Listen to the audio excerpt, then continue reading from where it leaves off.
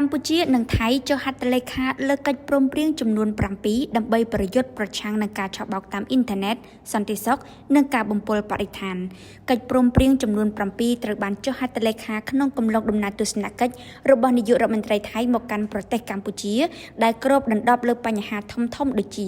ការឆបោកតាមអ៊ីនធឺណិតសន្តិសុខការបំពុលបរិយាកាសនិងពលករចំណាក់ស្រុកដោយនាយករដ្ឋមន្ត្រីថៃជឿជាក់ថាពាណិជ្ជកម្មទ្វេភាគីនឹងឈានដល់គោលដៅ$15,000 លាននៅចុងឆ្នាំនេះលោកនាយករដ្ឋមន្ត្រីហ៊ុនម៉ាណែតនិងនាយករដ្ឋមន្ត្រីថៃលោកស្រីផែថងថានស៊ីនវត្រា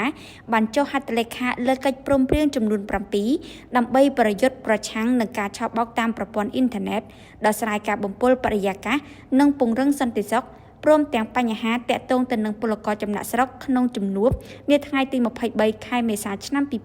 2025ដើម្បីអបអរសាទរខួបលើកទី75នៃទំនាក់ទំនងការទូតរវាងប្រទេសទាំងពីរលោកស្រីផែថងថានស៊ីនវត្រាបានបញ្ជាក់បន្ថែមថាប្រទេសថៃបានសន្យាជួយដល់ពលករចំណាក់ស្រុកកម្ពុជាដែលធ្វើការនៅថៃដោយការពង្រឹងសមត្ថភាពក្នុងចំណោមប្រជាជននៃប្រទេសទាំងពីរ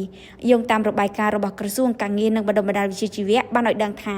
បច្ចុប្បន្ននេះប្រជាពលរដ្ឋខ្មែរជាង 1.2 លាននាក់កំពុងរស់នៅនិងធ្វើការក្នុងប្រទេសថៃ